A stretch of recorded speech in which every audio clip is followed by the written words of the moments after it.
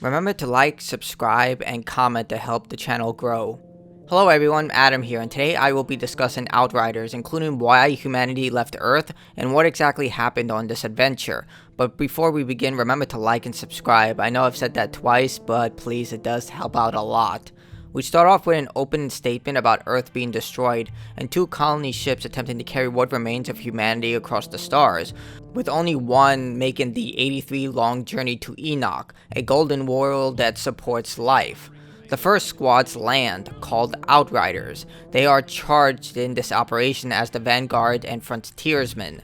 The ECA, or Enoch Colonization Authority, are the current government after Earth's fall and are seeking the probes they sent down to see if the planet was safe before anyone can land. Charles Maxwell is a high-ranking officer who oversees the operation and is also a brilliant military tactician who left along with a lot of people on Earth. While on Enoch, the planet seems to be perfect, with lush flora and fauna, breathable air, and water. Captain Jack Tanner attempts to set up a base of operations and explains the situation. We learn through him that communication from Earth stopped 15 years ago, and it's assumed that the planet is now completely dead, with most of the people in cryo who left Earth. Through a journal, we learned that Earth suffered from massive seismic activity since 2032, with theories being a super weapon developed by a superpower, and it sounds a lot like the movie The Core, or a natural disaster caused by humans destroying the environment. Regardless, this snowballed, and by 2048 it became public knowledge, with massive seismic cataclysms killing hundreds of thousands. The planet fell into global instability, with governments slowly collapsing and dictatorships being formed. Those in power invested to try and build floating cities, underground bunkers, or space arcs, but only one turned out to be effective, with resources pooled from anyone willing to do what was necessary to create two space arcs, the SM Flores and the Caravel. The Caravel would explode, but the Flores would be able to be successfully built, leaving with only 500,000 humans in cryo. So who's our hero? Well, the person is just the Outrider, a custom character who did what was necessary to survive and was trained by Tanner, whose daughter was chosen because she was pregnant, but we'll learn more about his daughter in an optional side mission later on. We then meet Jakub, a Polish mechanic and close personal friend of the protagonist. He's bitter, sarcastic, but he's also your loyalist friend. We learned that when leaving, those unable to get a seat almost destroyed the ship in an attempt to get inside, highlighting how desperate people were, dismantling the ship and even going after the launch pad. We then meet Shira after some basic training. She's an engineer hoping to get the internet up and running soon, but also is assisting in locating the probes that were sent down earlier. When heading out to find some local wildlife and a probe, we find out that it's transmitting a signal. Tanner wants to delay the order to give an all clear, but Maxwell does not want to do this despite Tanner's concerns. With friction starting to be established, Tanner decides to go forward with his own operation to ensure the planet is safe despite Maxwell's concerns.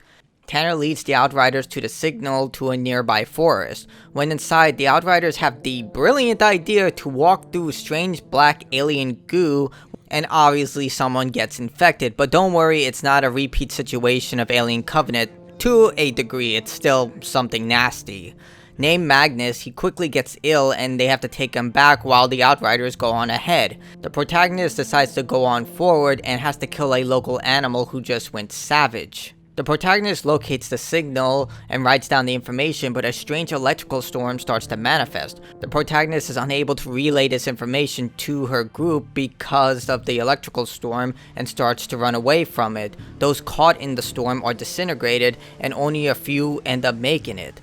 Back at camp, Maxwell takes notice that a lot of the Outriders are shown visible symptoms of the substance they were exposed to. He decides to take full charge, refusing to delay the order of sending the all-clear order to the Flores, and decides to cull all the infected, killing Tanner first for refusing his order. Enraged, the Outriders slaughter through Maxwell's men and demand Maxwell delay the order, but he already confirmed it before dying in an explosion. Shira saves the Outrider by placing them into cryo until a cure can be found for the fungus. Now, cryo works a bit different than in, say, Mass Effect Andromeda. The person is placed into a state of inactivity. They don't dream, they simply appear in one time, and then it seems like they just went into the future. Their body is subjugated to low gravity, and their body is placed into such a state of inactivity. When they wake up, they need to go through a very strict physical therapy regimen, not to mention also a strict diet in order to recoup all the protein they've lost. It's an extremely difficult procedure and requires exact science, not to mention that the cryopod itself needs a very specific amount of power in order to remain stable, so any fluctuation can lead to instant death. So it's extremely dangerous, but somehow the Outrider is able to come out alive, waking up with two people who are seemingly looking for something. The Outrider is naturally confused due to the cryostasis, but the two people have to leave quickly and we find out why. Apparently the entire area is controlled by some sort of military. Bound, the Outrider sees that the entire area has been transformed from a lush green field into a massive war field. Delusional, the Outrider meets some strange soldiers and is ordered by their captain to be thrown into no man's land. Now looking like a World War II trench, the soldier transporting the Outrider and another prisoner tells the Outrider that the ECA abandoned them and now they're fighting a war against them, with the prisoner talking too much and ends up getting killed. I mean, seriously, you're a prisoner with someone who's armed to the teeth. Why would you keep antagonizing them? We see things have devolved into anarchy, with dead bodies everywhere and people in cages waiting to die. Abandoned in the field, the same storm that we saw in the beginning of the game is now bigger and starts to get closer. The Outrider is impaled by a pole and infected by the storm. It's here that the Outrider gains powers, using them to fight against the soldiers until meeting another person who has similar powers to the Outrider. This person is called Seth and is a former Outrider. Because the Outrider is wearing her traditional Outrider clothing, Seth spares her, but then tells a worshipper to inform the Outrider, who is now called Altered. The Altered is now possession of godlike powers, but the Outrider is still confused about exactly what is happening in not only the war, but what's happening to herself. But the worshipper informs her to speak to Grand Marshal. Turns out the Marshal is Shira, and she leads the ECA now. She tells the Outrider that it has been 31 years since she was put into cryo, and what's left with humanity is basically fighting and killing each other for what little they have. She informs that anything electrical was fried due to the storm, the Outriders are dead, and they're trapped in a valley due to the storms. Just then, Shira gets a message that Jakob is being held captive. Turns out he was kidnapped by raiders who run the black market, but Shira can't do anything about it due to lack of resources and the products they supply. Basically, they provide black market material to a lot of the soldiers, and without it, Shira would lose even more control. It's basically the lesser of two evils. Jakob is glad to see his friend after being rescued and returns to see Shira to find that Seth isn't fighting on the ECA but tolerates them. The insurgents, on the other hand, have their own Altered willing to die for their cause. The insurgents are winning. They have no cure for the forest fungus that we encountered. The native animals are becoming more dangerous and mutated, and the storms are getting bigger. Just then, the Outrider confirms that she is Altered. Because I'm playing as a female, I will refer to her as she, and decides to fight for the ECA, deciding to kill the Altered that is currently disrupting their supply lines since Seth refused. Heading to the war zone, the once green forest we landed into has now been turned into a desolate war zone, with massive body piles everywhere. Heading deeper into the valley, the Outrider encounters Gauss, the Altered disrupting the supply lines, and despite being considered immortal, the Outrider comes out on top. Just then, Seth appears and agrees to speak to the Outrider, but violently informs the Outrider that the war between the ECA and the insurgency is nothing compared to what he's fighting. He's fighting against a very powerful Altered called Moloch, who can threaten everyone on this planet, and he has to kill him before he causes irreparable damage. He then tells the Outrider to lead them out of slaughter before leaving her to restart the supply lines with the solar power generators. Heading back, Shira informs the Outrider that the signal is still playing and it's digital, so the anomaly is not present there. They couldn't locate the source, but thanks to the Outrider, they can since she wrote it down. Shira tells the Outrider to bring it to their last scientist, Abraham Zahedi, but Jakob believes that he's dead. Jane then appears. It's one of the people who was with Zahedi who woke the Outrider and joins the Outrider. Jakob believes it to be pointless, with him telling that all the Outriders died when they tried to get out of the valley because they were doing their job as vanguards and frontiersmen. But regardless, Jakob is a close friend of the Outrider and will go along with the journey, even showing that he fixed the Outrider's truck and fitted it with non-electrical equipment so it won't be affected by the anomaly, along with the ability to use alternate fuel sources to run the truck. So he is a good friend to the Outrider and will stick by his friend regardless. You can also take on optional missions here to locate the captain who sent you to No Man's Land, also learning that those who survive the anomaly don't always become altered. Instead, some will just gain a fraction of the alter's powers, but they'll still be more powerful than a standard human. We'll also learn later on in the game there are different types of powers that people who survive the anomaly can achieve, but it's extremely rare still. The group heads into the first city, the first settlement created by the ECA to house all the settlers. The city's electrical grid was destroyed in the storms, and now the city is nothing more than a breeding ground for local life forms and the insurgents, with remnants of the storm continually ripping into the city. Locating Zahedi, a soldier takes him hostage, but Jane saves him. The Outrider shows him the frequency before Jane shows up, asking about the briefcase. To see the soldier is alive, but dying, Zahedi offers a deal to save his life in exchange for the case's location, which he agrees. Zahedi wants to be true to his world and stops Jane from executing him after giving up the information, but stupidly, the guy shoots anyway and is killed immediately. I mean, why do that? Despite being shot through the throat, Zahedi thinks that he can save Jane, with the Outrider having to locate the truck with Zahedi's equipment, fighting through hordes of native creatures. Turns out the guy was telling the truth, which makes shooting Jane make even less sense. The collectibles help highlight this situation not only in the city but the characters themselves, so it's a good idea to get them all. The Outriders were blamed for the forest infection making its way into the populace, with some placed into cryo while they looked for a cure, and others who survived were prosecuted, with Tanner's daughter Sarah trying to clear the Outriders' name. With Outriders forced to take responsibility or suffer for it, which means executions most likely, Shira was spared due to her essential skills during the epidemic, despite her being there as well. This same vexation helped spur the insurgency, as we learned that the exiles were told by the ECA that the city was full, with the exiles believing that they were lied to, and since the beginning the ECA was somehow under this type of conspiracy. But in reality, there simply wasn't enough resources to go around, with the ECA attempting to find an alternative way to build shelters to survive the anomaly using alternative forms of electricity. With Zahedi's truck secure, the Outriders head back to base to find that Jane did not survive, and she technically got her wish. You can find Jane's journal that informs that she had a brother who defected to the insurgency, hoping she wouldn't have to make the decision whether to kill him or not, hoping that the war would end or one of them would die before that. I guess she got what she wanted. She won't have to see her brother and make the decision of whether to kill him or not. We also learned the reason she tried to prove herself to Shira so she wouldn't be on the battlefield is so she wouldn't have to shoot her brother if given the chance, as the ECA has a zero tolerance policy. Either you fight for them or you will also be executed. There are a lot of summary executions in this world. Well, let's move on to something a little more cheerful. So why is this briefcase so important? Well, it holds the final satellite uplink encased in Mu metal, making the electronics safe from the anomaly as long as it's inside the case, and it connects directly to the Flores.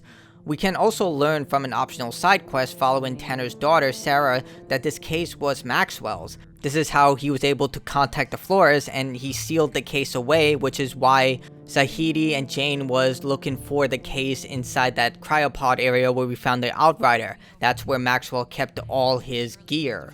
Zahidi hopes that if they can find a place beyond the storms where the signal is being transmitted, they can restart humanity with the resources on the Flores, as it still has half of their resources, including seeds, hard drives, and other essential items that they can use to restart humanity's journey here. Using the signal, they can find a place outside the storms, but they need an antenna to locate its location using the frequency written on the Outriders' hand. Deciding to head to Eagle Peaks, but first they bury Jane. We can speak to Zahidi, who is stressed, not able to figure out the anomaly. His father knew everything about the planet, but something happened in their journey to Enoch which didn't reflect his father's research, because something did happen and they just don't know what it is. With him being the last scientist, he has no way of analyzing the storms due to the lack of diverse thought through peer reviews, so he's the only one who can construct theories, but there's no way to bounce those ideas off to create a dynamic flow of ideas. We can then learn more about the first city from Jakob, who informs the Outrider how the ECA woke up 500,000 people and housed them in a city only meant for 50,000. This, coupled with the lack of resources and the anomaly, meant that this was just a ticking time bomb, and eventually the ECA just couldn't support these people, and it just became nothing more than riots and people just killing each other for the bare minimum. Before heading out, you can take on 2 side missions. The first is a seemingly homeless man who lived in the first city. Turns out he was in charge of handling food distribution when everything went to hell, but kept more of the food for his family. This led to the people killing his daughters and wife, with the old man returning to his home thanks to the Outrider clearing the way and seemingly dying at his family's graves. It's not heavily inferred, but it's likely that he either just stood there until finally something killed him, or he committed suicide. I know that's not YouTube friendly, but it does highly infer that, as he has no other reason to live than to be with his family. The second mission highlights what happened to the Outriders who were placed into cryo after being infected with the forest fungus. The protagonist finds out that the Outriders placed into cryo were experimented on without their knowledge while they were in cryo, with Magnus's body discovered along with dozens of Outriders still inside their pods, now without power. It's likely after the storms cut off the electrical grid, their cryopods shut down and they died in their sleep. Remember what I talked about cryopods? Basically, it's you in a state of inactivity, and once it shuts down without proper procedure, you just instantly die due to suffocation. On Eagle Peak, the Outrider cannot make it to the antenna due to some powerful creature in the volcano. The Outrider decides to take on the challenge and fights through the creature's offspring and other native creatures to the volcano to find the monster. It's a mother spider that feeds on the magma, and it turns into this face-hugger graboid centipede thing in its final form. It's pretty awesome, but it's easy to put down if you're well equipped.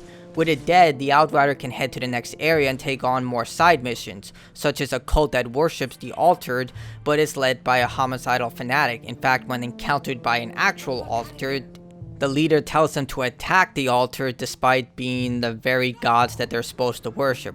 Regardless, you take the cult down, but then they try to worship the Outrider because they're an Altered, but the Outrider just tells them to go back to the camp, and eventually they head back. The next area is completely overrun by insurgents, and we learned that the exiles took over the first city, with local wildlife becoming increasingly more aggressive due to the storms, and the ECA season supply runs after the supplies kept being stolen by local gangs and used for bargaining power, with the ECA eventually leaving the slums to their fate. It does seem strange that you get this collectible so far away from the first city, but I guess it showcases how far the insurgencies have stretched far beyond the first city. Zahidi informs the Outrider that the antenna was crafted to locate the signal, but was taken over by the exiles simply because the ECA had it. I mean, that's just plain stupid, but considering how much the insurgents hate the ECA, it does make sense they would do something this petty. It's also here that strangely you can find a report from Zahidi's father about how certain microbes and viruses within the local water, air, and soil supply can cause neurological disorders if enough is consumed. They withheld this information from everyone to prevent panic and simply didn't have the resources in order to combat this, such as giving everyone masks. This would explain why the soldier who shot Jane was so violent despite being desperate to live, and why everyone else is so violent. Massive neurological issues, but the game doesn't really elaborate on this, but it seems like a huge piece of information to just ignore, but it's never brought up again. At the tower, we can grab the first report from Bruno Nuremberg, the first president of the ECA and the one who led the ARC project. Bruno was a compassionate man at first, wishing to save as many people as possible even when leaving Earth. Bruno with Shira would decide to wake up the people from cryo despite the planet's hostility instead of having them die in their sleep when the storms hit, giving them a chance at life. This would lead to the burden of simply not having enough resources, leading Bruno to becoming more sadistic in saving who he could by executing any insurgents, making Jane's issue with her brother make sense because they issued summary executions and had no judicial process. Basically, if you were suspected, you were instantly convicted and killed on the spot. Bruno would also use any weapon he could get his hand on to kill his enemies. Despite his ruthless nature, he respected Shira and decided to take her advice about ending this war against the insurgency through diplomacy.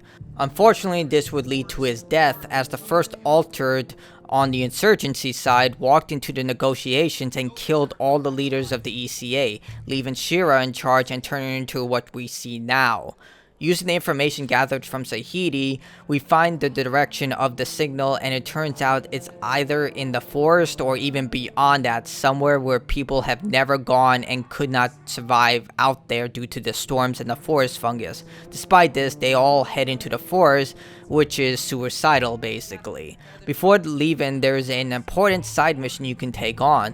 The Outrider wants to know what an altered is and hopes Sahidi can provide some information. Unfortunately, they have never done any experiments on the altered, and the Outrider isn't volunteering. However, Sahidi knows about someone called the Alchemist who did perform experiments on the altered, although they were unethical, and gives him a general location, or her if you're playing as a female Outrider like I am, to find where the Alchemist is located. Eventually, the Outrider does find the facility, and we find out that Bruno authorized experiments against POWs to learn about the altered, basically issuing the Alchemist to perform these experiments, but was transformed himself, the Alchemist becoming an altered themselves. Shira ordered the experiments to be shut down, but the Alchemist refused to stop until he can cure himself of being altered, but instead created a new altered called Moloch, who killed him. Moloch is the person that Seth is hunting currently.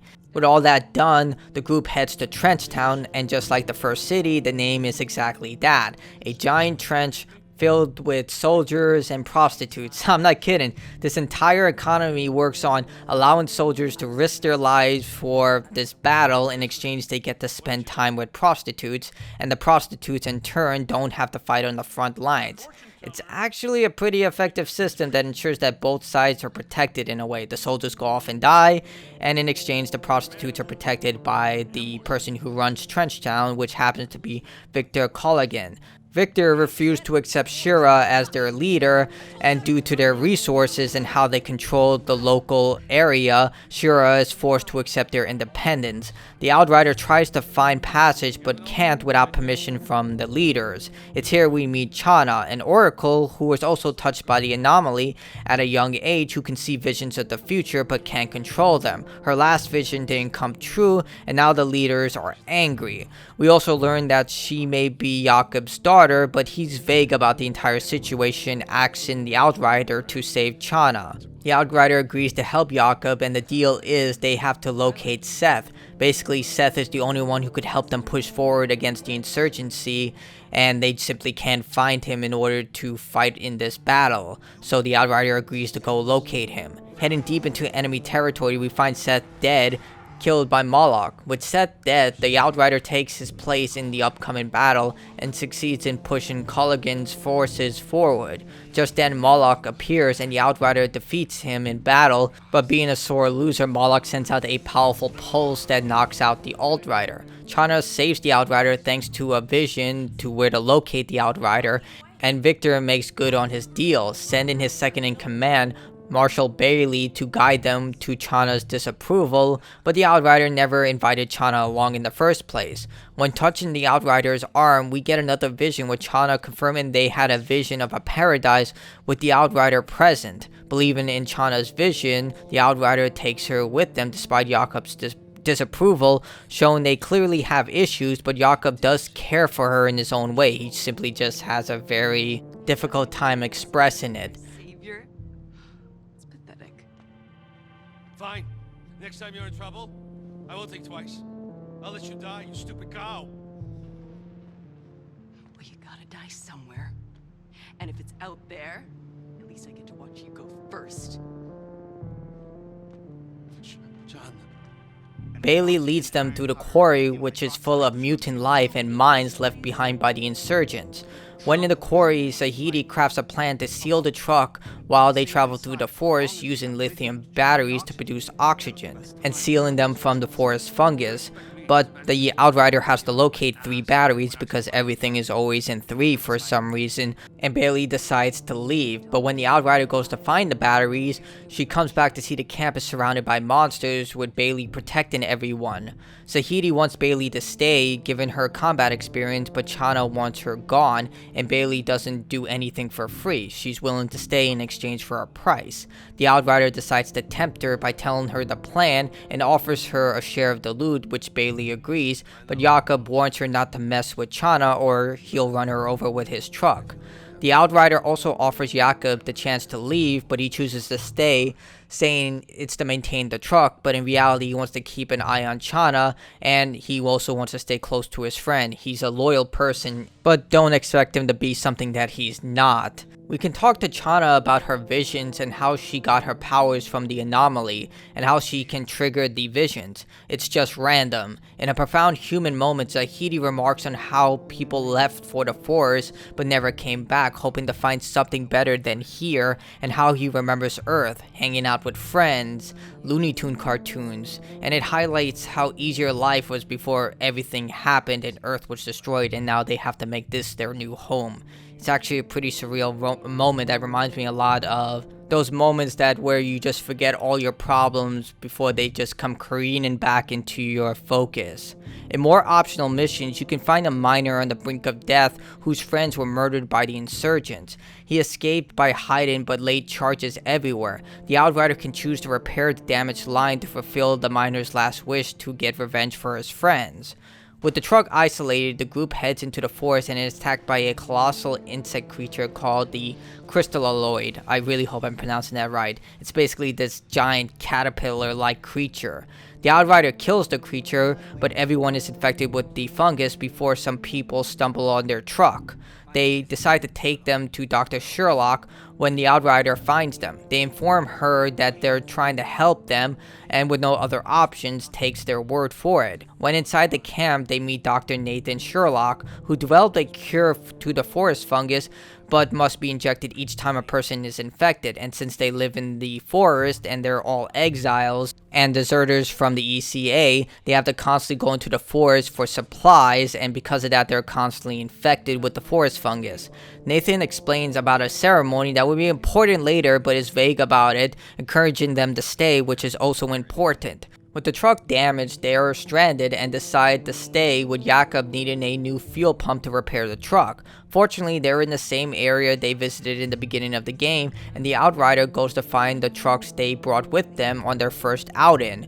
We can speak to Chana about Jakob being her father, and she avoids the question as well, deciding to just try and curse her way out of it. Bailey also has some insight, realizing that the people in the camp are deserters, and also gets drunk, realizing that she could have left Trenchtown to avoid the fighting, and that she almost died. She also feels powerless against the Altered, especially in the way that the Outrider pushes her around.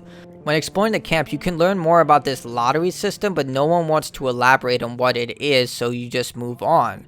When heading into the forest, Zahedi will contact the Outrider and ask if they should bring the antidote to everyone, but realize Shira would execute everyone in the village for deserting, and she has adopted Bruno's harsh ways since he died after the peace negotiations fell through, not to mention the insurgency would just kill everyone and enslave them to force them to create the cure.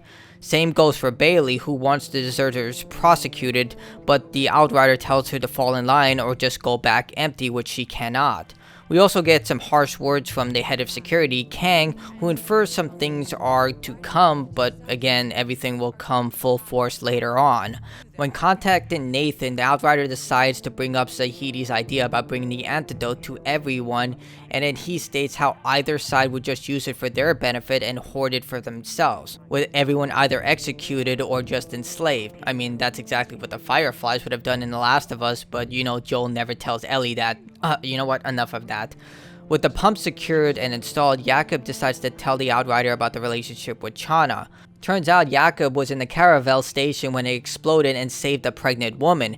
Everyone who survived the caravel was transferred to the Flores with a free ticket, and the woman, Kasumi, gave birth to Chana on Enoch during the first storm, granting Chana her powers. 6 years later, Kasumi was killed in front of her mother, and Jakob decided to raise her. In the next conversation, we find out the reason Chana hates Jakob is because she saw a vision of her mom dying, but Jakob didn't believe her, and she believed if Jakob was there, seeing that he was not present in the vision, she could change fate. Unfortunately, that did not happen. You can actually find out in an endgame mission that Jakob cared deeply for Chana, but we'll get into that later. But either way, he did see her as his daughter and that he would absolutely die for her. Deciding to take a rest, the Outrider is given private quarters, but this is all a clever ruse, as the next day a prisoner starts to talk to the Outrider about mysterious things happening in the camp.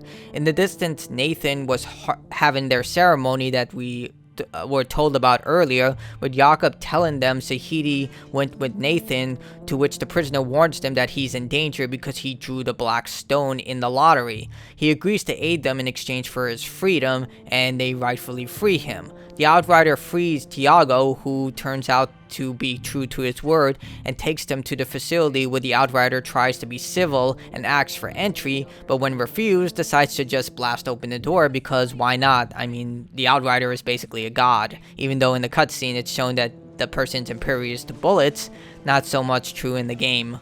When inside, Nathan starts to shout about necessary evils on the loudspeaker, which will make sense later inside his lab. Turns out the cure is made from human bone marrow, and they use the lottery to determine who gets sacrificed. They try to keep everyone in camp because they wanted to sacrifice the Outriders group as opposed to their own people. Hence why Nathan wanted everyone to just stay and be quiet. The Outrider executes Nathan, but discovers something even more incredible: alien life. Turns out Tiago found and befriended a native who was then captured and experimented on by Nathan, and Tiago was imprisoned for trying to protect his friend. Named August, the person can speak to them in a limited way, but we also learn that August has unique abilities and movement that makes them undetectable by the human eye.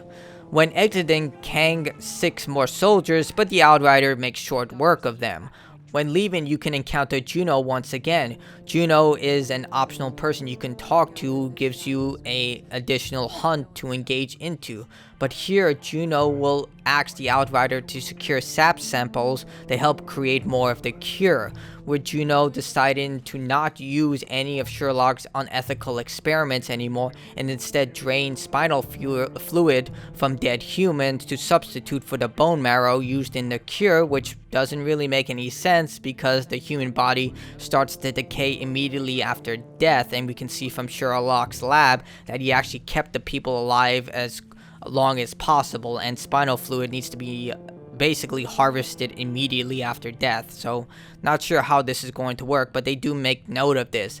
Regardless, using Tiago's information, who used to gather samples for the doctor, we find out the sap causes massive hallucinations. However, it's the only way to get the sap itself, as the creatures of the forest protect the trees that produce the sap aggressively. For the altered, it's no problem, they can fight their way through, but for ordinary humans, they need the sap samples to avoid the creatures or they would never make it. The issue being that if you ingest the sap samples, you almost always go mad. Tiago is the only one who is able to ingest the sap samples and return from the brink of insanity, allowing the Outrider to get the samples and bring them back to Juno, who begins the process of trying to create an alternate form of Dr. Sherlock's cure.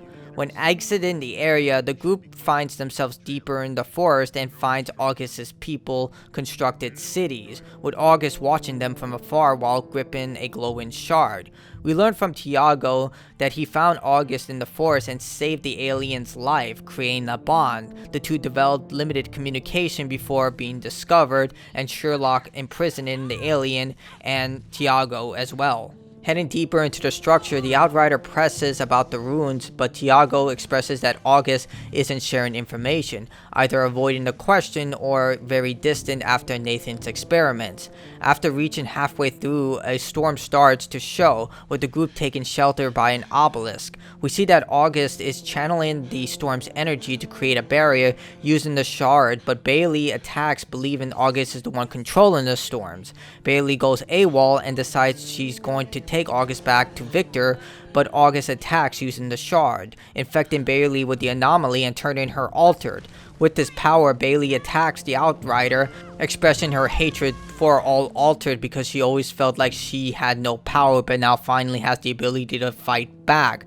Despite this, the power is only temporary, as she loses it when trying to lift some rocks, causing them to fall and sever her spinal cord. Somehow she survives this. I mean, seriously, how do you survive something like this and go on without any type of severe medical treatment?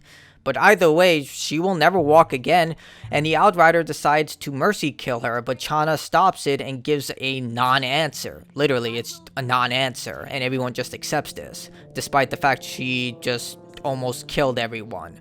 At the camp, we see August is still among them despite Bailey's actions, and Chana tells the Outrider after being pressed.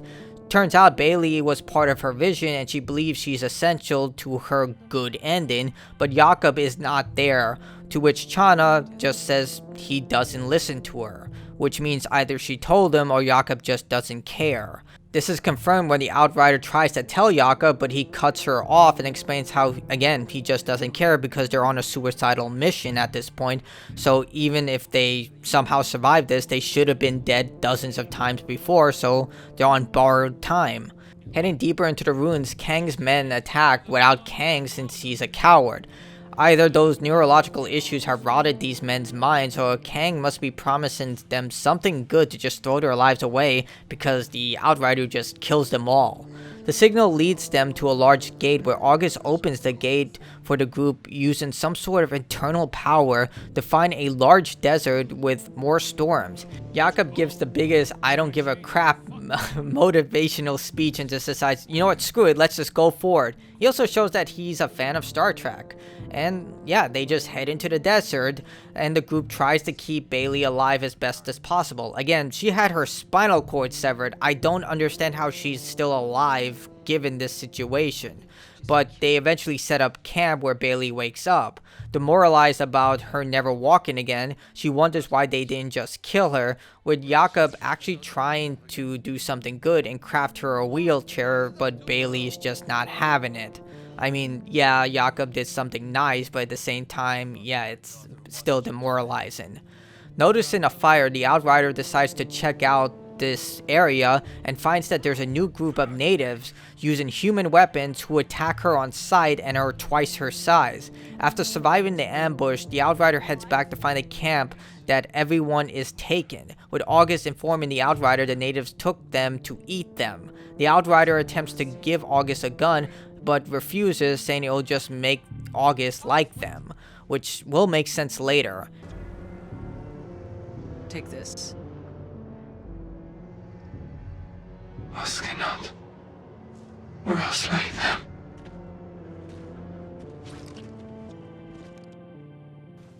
Heading into a native village, August does try to provide vague descriptions of who these people are, that they're just filled with anger and hate, but doesn't go beyond that. It's not because August can't communicate what these creatures are, but in reality, August's people doesn't just communicate using vocal cues. It's not elaborated on, but they do have other means of how they talk to one another that humans simply cannot perceive, similar how they could just disappear out of nowhere.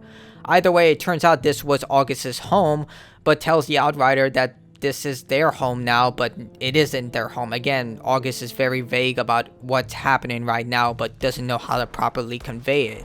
Heading into the central area, you find the group tethered to the crosses along with other slabs of meat, with Chana in another area.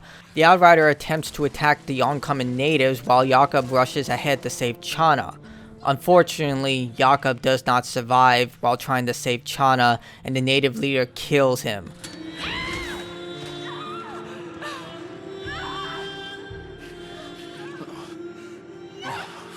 Fuck me.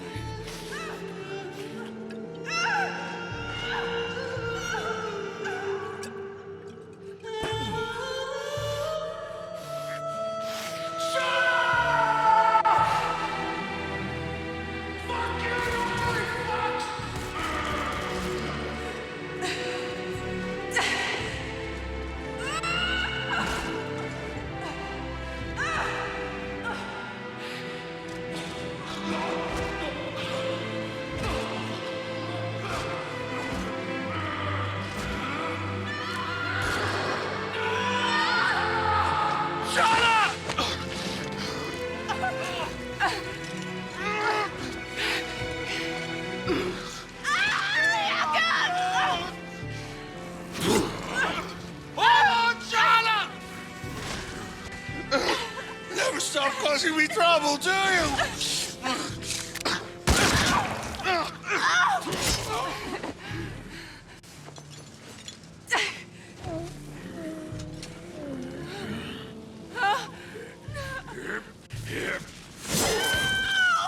Shana! Get the others out of here! Now!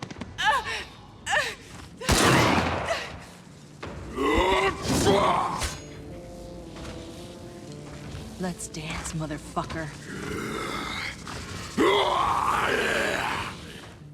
With the Outrider seeing the entire thing, decides to challenge the native leader and is eventually victorious, but he escapes. The group then buries Jakob with Chana crying and wondering how he survived for so long against impossible odds, with her wondering maybe it's because he just didn't care, but died because he cared about Chana. Bailey, deciding to take a 180 in her personality, becomes more humble, thanking Jakob for the wheelchair. In an optional mission, you can head into Jakob's home, like I stated, and you'll find a personal message about Chana and how he loved her, along with a special bottle of Polish vodka that he requests be poured over his grave, along with everyone drinking to his memory. It's actually a very great moment to showcase that he did indeed care about her, but he just had trouble talking about it. Heading deeper into the desert, the group finds human trucks and tanks, but that's impossible since no one made it past the forest, as August was the only one able to unlock the gate that leads into the desert. Zahidi discovers the trucks are sporting an advanced fuel cell way beyond any tech he's ever seen, with the Outrider grabbing one of the dead humans and seeing a vision of the humans being attacked by the same creatures they would. But again, it makes no sense because the Flores was the first settlers here on Enoch, but this indicates there were other humans way before them. Heading to cover after finding that a storm is chasing them, they see that the natives that attacked them are the ones controlling the storm. The group spots an antenna inside a fortress, which is clearly man-made. Inside, they discover that the humans encountered the same hostile natives, calling them ferals. They attempted to fight back, but the ferals overwhelmed them. When at the tower, they clear up the signal to find it's transmitting a human message, playing it since they landed. But it's impossible since they were the first on Enoch, but Zahidi just doesn't seem to care at this point, staying true to the mission because none of this makes any sense and he has no answers, and the only way to find out anything is to head to the signal. Headed through a deep valley to get to the area, they find more evidence from August's people. It's here we learn about Monroy, a military leader who led the people who were slaughtered by the Pharaohs, confirming humans were indeed here before the Flores landed. We learned that the natives were called Pax, who held pacifist ways, not knowing anything about weapons, even looking to human weapons with interest instead of fear. With a report from a Dr. Indara Ocasio explaining that they were greeted by the natives with open arms, providing resources, completely unaware of the weapons due to their peaceful ways. Again, it's basically the Europeans and the Native Americans. It's uncanny. With another note showcasing that Monroy increasingly grew mad, believing that the planet was against them, hunting the natives and taking over with violent action. And we'll learn more about this through the collectibles. When reaching the central obelisk, we see a husk of August's people, but they're attacked by more ferals. As the Outrider fends them off, the native creatures head into the chamber and attack, with Tiago attempting to defend August. Tiago begs August for help, but August seemingly doesn't care, proceeding to head towards the large column of energy, and using the spike, August is able to control the anomaly, channels the energy, and stabs it into his body. This transforms August into a feral, and August uses the new energy he obtained from the anomaly to save Tiago, but becomes savage in the process, attacking Tiago afterwards and nearly killing him. But the Outrider saves Tiago, executing August. This confirms that August's people used the anomaly's energy to turn into ferals we saw to fight against Monroy and his people. It's not clear why August chose to transform, but here's my guess. August, seeing his people dead, decided to join them despite trying to avoid their hate that consumed them, and would rather be with them than be alone any longer. Another reason is that August transformed to save Tiago, as he knew he didn't have the strength to save him, and this was the only way, knowing full well he would die in the process. Either way, it's either he felt like he had no other choice but to join his people or to save his friend.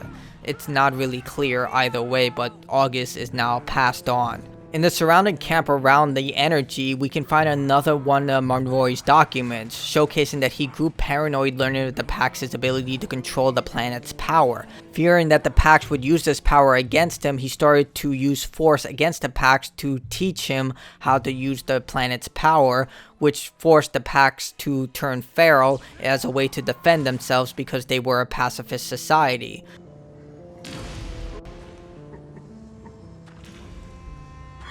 August. August.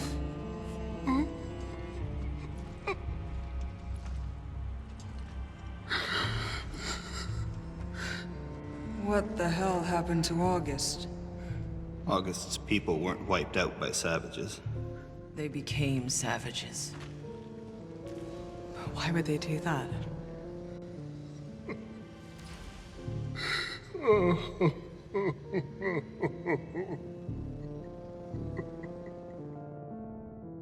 Beyond the ridge is the signal's origin, but they must cross another village beyond to find where it is, with the area now being another Pax city, with this area providing insight to how the Pax were treated by Monroy's soldiers. The first is from the same doctor we learned about in the beginning, Indara.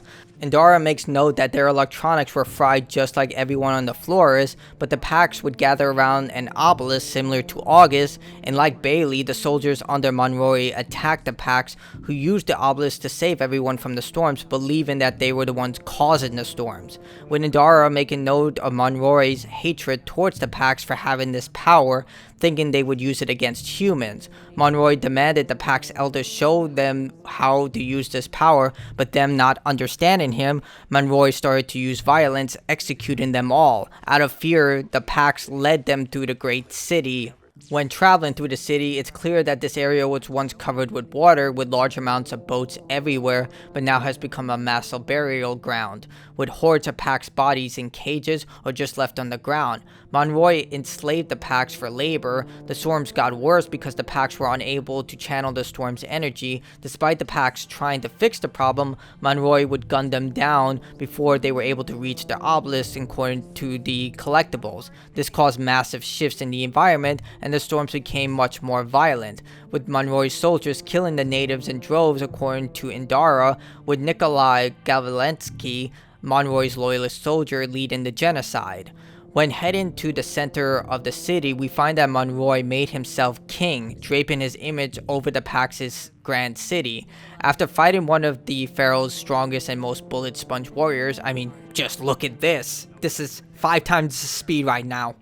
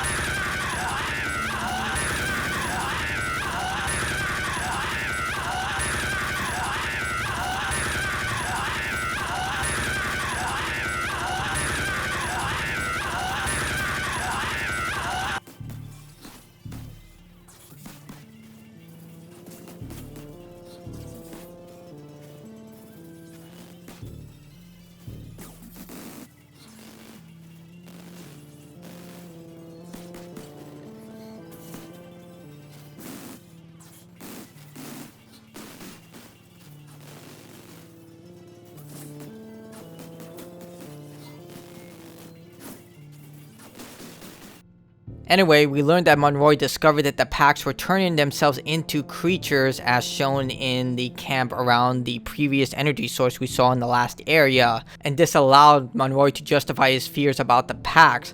He took no responsibility using this information to encourage genocide from fearful soldiers. Inside the palace meant for elders, we see the anomaly has ripped the palace apart, and Monroy had placed himself inside the palace with a throne right there. It's ridiculous. Outside the palace, the group finally finds the source of the signal, the Caravel, with Monroy being the one who sent the signal, with the ship shielded from the storms using Mu metal, just like the briefcase. Zahedi tries to find a reason since the Caravel's engines exploded, and even if they rebuilt it, the floor is still left before them, so there's no way they could have gotten here before them. This becomes too much for Tiago. Losing August and seeing what humans have done to this planet makes him completely break down, and he decides to leave the group because what happened to this planet was all humans' fault, and if they simply never came here, this planet would still be okay. Everyone else decides to head to the signal. The Outrider finds a concentration camp where Monroy enslaved the Pax, unwilling to leave the city or unable to. In the camp, we learned that Nikolai, the one Monroy appointed as his second in command, could no longer stomach the atrocities he committed after finding out that the Pax turned feral, and decided to walk away into the storms as penance for his crimes against the Pax. But his story will not end here, and we'll learn more about what happened to him. As we fight further into the camp, it's here we learn about the signal's origins. With Monroy loosened to the Ferals, they saw that the floors appeared in the skies and they called for help, but no one answered. Everyone then fled to the Caravel, hoping that they could outlast the attack with limited supplies and hope the floors would land soon.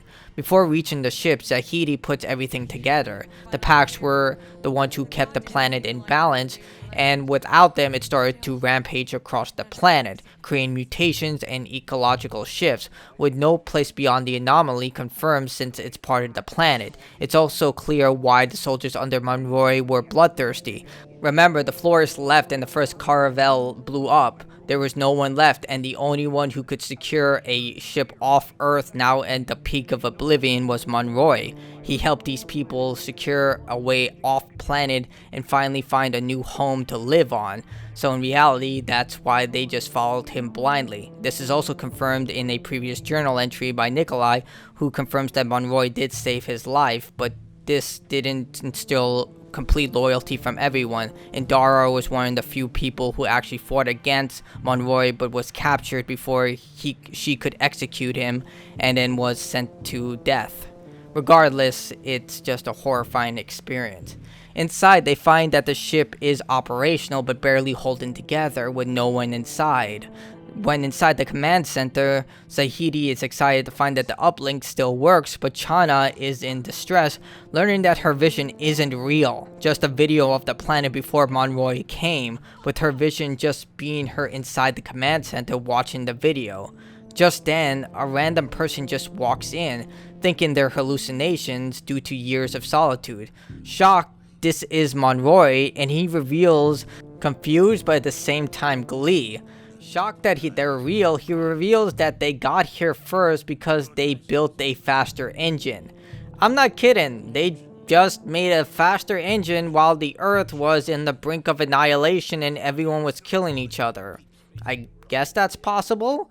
Everyone chastises Monroy for his crimes against the Pax, but he's unrepentant, insisting that his actions were for the good of humans, claiming the Pax would have eventually used their power against humans, and seeing the Outrider able to bend the anomaly claims his actions as a victory. However, Chana, not having any of it, shoots the murdering bastard in the back of the head. I mean, that's more than he deserves, but good riddance, he's gone, that murdering bastard.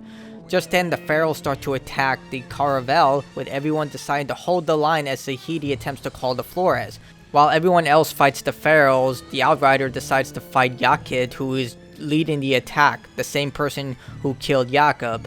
The Outrider comes out on top, defeating the Feral, but everyone else nearly dies, with Tiago coming in the nick of time to save everyone as Zahedi attempts to send the signal as the anomaly rips the ship apart. Believing they failed, the Flores pods are seen ejecting all over the planet as they enter the atmosphere of Enoch, with the Outrider also seen alive. With more survivors apparently appearing, they've been following the Outrider's path, joining the Outrider and locating the pods as the humans, ferals, and insurgents also lock on to the same objective. And that brings us to the end of the main campaign, but there's still more story content beyond the endgame. So what exactly happened here? Let's summarize everything. Earth was destroyed in a massive seismic apocalypse, but it's not made clear whether it was natural or caused by humans. The remaining populace under Bruno Nyberg constructed the Arks, spaceships intended to travel to Enoch, a golden world discovered by Ezra Zahichi to be humanity's new home. To construct this project, deals were made with dictatorships, mercenaries, and anyone else willing to get the resources needed for such a project, with the two ships being the Caravel and the Flores. The Caravel would explode and the Flores would take off. However, under Monroy, the remaining survivors on Earth would reconstruct the Caravel again with advanced fuel cells to get to Enoch first. Monroy and his people would reach the planet before the Flores, and with his paranoia combined with the lack of understanding of Enoch, enslave the natives and prevent them from maintaining the planet's energy, causing the anomaly storms that would destroy all electrical equipment that humanity depended on, massive ecological disasters and mutations, and force the natives to use the anomaly to become feral monsters to defend themselves against humanity. The Flores would arrive 30 years later after Monroy's people, and Monroy would attempt to call for help. However, due to the storms, the signal was distorted, and then the Flores would take the brunt of the planet's mutations, with the forest fungus causing widespread death, the lack of resources to sustain the population, cryopods failing due to the storms, and the planet's hostile life leading to civil war. The people must now find a way using the resources from the Flores to reconstruct their society by harnessing the power of Enoch and restore order or die at the hands of either the planet, themselves, or the ferals. Just passing through. That'll get you killed around here. So let's talk about one of Monroy's soldiers. Before heading out to the expeditions, you can actually locate one of these people in a side mission called the Wanderer. The Outrider can journey with this human who seems a bit off, but turns out is actually 100% sane, just consumed with guilt. Turns out this human is actually the first human altered who's seeking redemption and has powers beyond the Outrider because of the amount of time he spent cultivating his skills. While we don't see how powerful he is depicted to be extremely powerful. But he seeks not to harm anyone or anything on this planet because of all the atrocities he's committed, with the Outrider helping the Wanderer to channel the same power that August did through the obelisk and create the crystal. While he outright never says his name, it's highly inferred that this is actually Nikolai, considering the documentation and everything that transpired. He stated how he walked into the anomaly storm and became the first human altered, directly corresponding with the document we picked up in the concentration camp. It's also here that we see that he's seeking a way to change the ferals back into packs, finding an elder feral and attempting to reverse the process using the same method, becoming incredibly desperate when the process does not work as he stabs the crystal repeatedly into the feral, hoping to use the same process August used when turning into a feral. After failing, the Wanderer refuses to give up hope, hoping that he can reverse the process and hopefully gain redemption for all the atrocities he committed.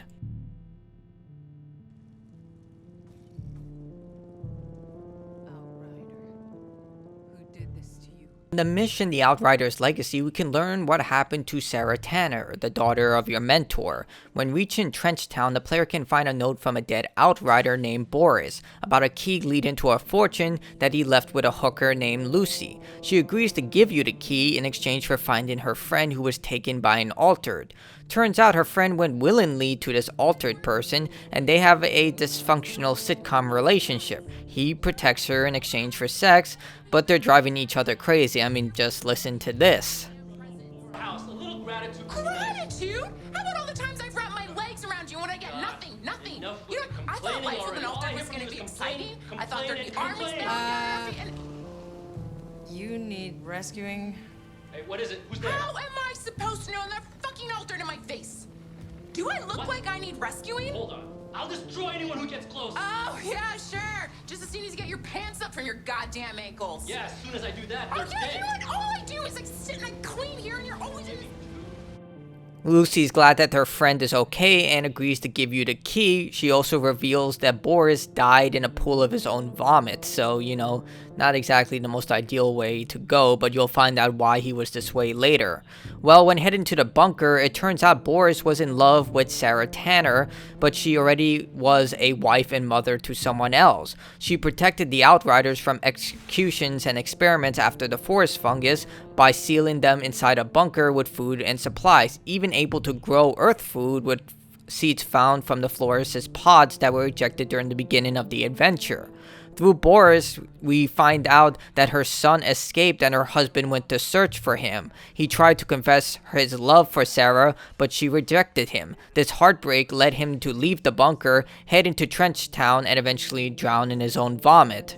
Chasing clues to find hidden keys to the bunker's locked rooms, we find Sarah's son, Mercer. He's a traitor inside the forest camp and needs the Outriders' help. Turns out he owes a lot of money, with a rigged Russian roulette game being the only way he can get out of his debt, against an altered who can pause time, but he is unaware of this. But the Outrider does sense something suspicious, considering that he never loses. The Outrider agrees to help Mercer by taking his place in the game. The alter can pause time, shooting himself with an empty gun, passing it to the Outrider, using his power to fill the gun, and then the Outrider shoots themselves. But unknown to him, you're an altered and you regenerate quickly, but he can't use his power again, and he shoots himself as the Outrider threatens to shoot him if he does not. We learn all about this in this journal entry where he discovered his power and how it has a limited time frame. He can't keep using it while suffering dire consequences. With trust earned, or if you played the missions out of order, the Outrider can ask Mercer about his coat, which belonged to Jack Tanner and was his mother's as well. The Outrider asks about his father Sergio, which Mercer confesses he died looking for him after he left the bunker, making reference to something they were protecting, and a scout who found Sergio's body in the forest, but he's never been able to go and see it himself. Despite being annoyed with his family, he asks the Outrider to get anything from the body. During the mission, you can find Mercer's journal stating how his parents kept him down in the bunker, but once he figured out how to get out, he spent every second trying to escape, eventually succeeding.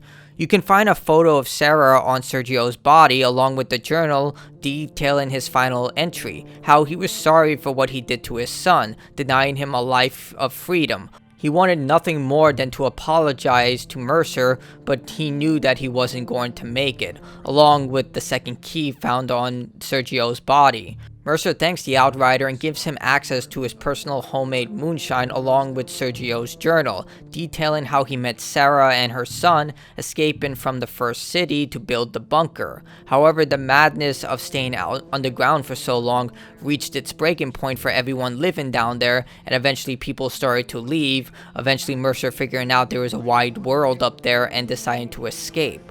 The next entry is from Sarah, highlighting how she knew her son would never return and Sergio would not return without him.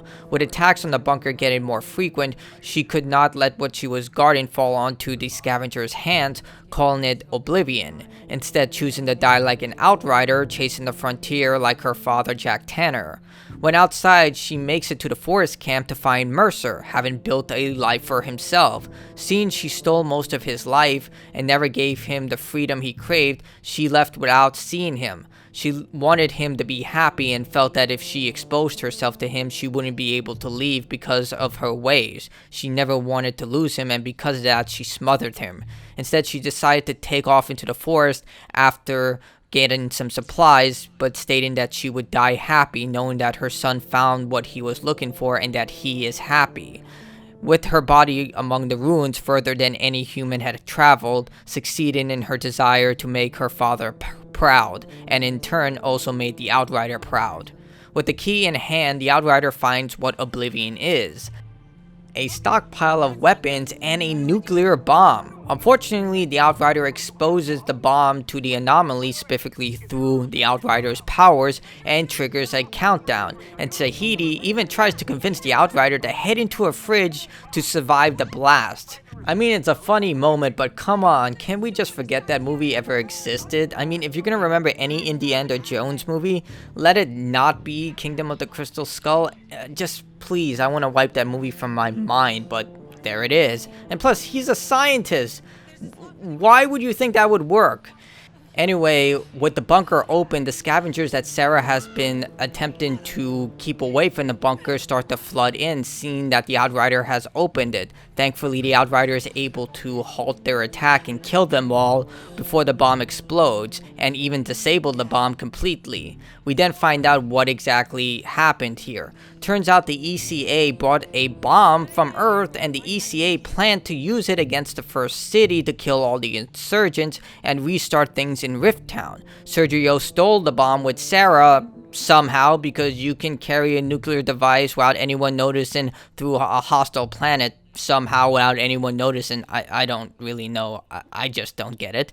And then they built the bunker to conceal it, with the Outrider now doing the same, hiding the keys. But still, there's a nuclear weapon beneath the Earth right there, so I don't know what to say about it, but I guess that's the best option currently. Either way, we learned that Sarah had a family. She found love on Enoch, but eventually her motherly instincts to try and keep her son protected by all means, not to mention protect this horrible weapon, meant that she robbed her son of the freedom he craved. But regardless, she died happy. Even though Sergio didn't get to say his farewells to his son, he at least had a happy time and found love and a son in the midst of all this calamity. Even though Mercer wasn't his son biologically, he raised him as his own son, and he'll live through his father. And Sarah died happy, knowing that her son was happy and feeling that she fulfilled her father's wishes by becoming an Outrider and traveling further than anyone else within the planet of Enoch before the Outrider succeeded that. This brings us to the expeditions, which allows us to finally close the entry for various different bosses. For example, we finally kill Moloch in these expeditions, allowing us to be free from one of the top insurgent commanders, and with the final mission in Eye of the Storm, which I have no footage of because my game kept crashing and the server issues were just too problematic, we fight the Pharaoh leader one last time in this giant battle, where we find out that the Pax may still be able to be revived, as the Outrider makes note that he heard them from the anomaly. Maybe their energy is still there and being channeled. It's similar to maybe the life stream from Final Fantasy VII, where everyone's energy is just recycled through the life energy, and with this being the anomaly, but we're not entirely sure. Either way, we kill all the top leaders, and we're finally able to move on to an extent as the people try and find a way to live on Enoch with no electrical equipment, while also learning how to control the planet's energy in order to prevent things from escalating even further. That may be the focus of the next game, where we try to make peace with the Pax natives or figure out how they manipulated energy using the obelisk, as we figure out how to live on this planet, because for humanity it's either this or die out, while also fighting still this civil war against the insurgents. And that brings us to the end of this Ending Explained. First, thank you so much for reaching the end. This actually did take me a while longer because Outriders has so many technical problems. And while I did enjoy Outriders' looting system and upgrade system, I am extremely disappointed that this is the second game Square Enix has released in recent memory with all these online and technical problems, their previous game being Marvel's Avengers. And this is simply unacceptable. Games like this should not be released in these finished states, and instead this was an early access title with so many problems that people couldn't literally log into the game because it had to be always online. Regardless, the looting system was very good, but there were so many problems with this title that it should have been delayed or at least provided in early access. Either way, this game does have hope, and I really wish they will continue with this franchise, perhaps with DLC and give us more story content. While the narrative does resemble that of James Cameron's Avatar or even Pocahontas to a degree, it can become something great because to showcase the planet being this type of living entity where you harness the very energy of the core in order to create some sort of living planet where everyone lives together is a cool idea, and I really hope they run with that, with the idea that the planet may sustain itself through just chaotic energy, and what the packs were doing were probably unnatural. Maybe have the duality of that, with the planet having a system that did work, but the packs manipulating that energy was no different to how Earth was manipulated by humans. I think that would really be a cool concept for a sequel. Either way, thank you for watching. Like, subscribe, consider joining, check out my no commentary walkthrough below, and I have a bunch of ending explains as well. I have one for Persona 5 Strikers, Mega Man Legends, Resident Evil 3 2020, and so many other games. Please check them out, and I'll see you all next time. Stay awesome, everyone.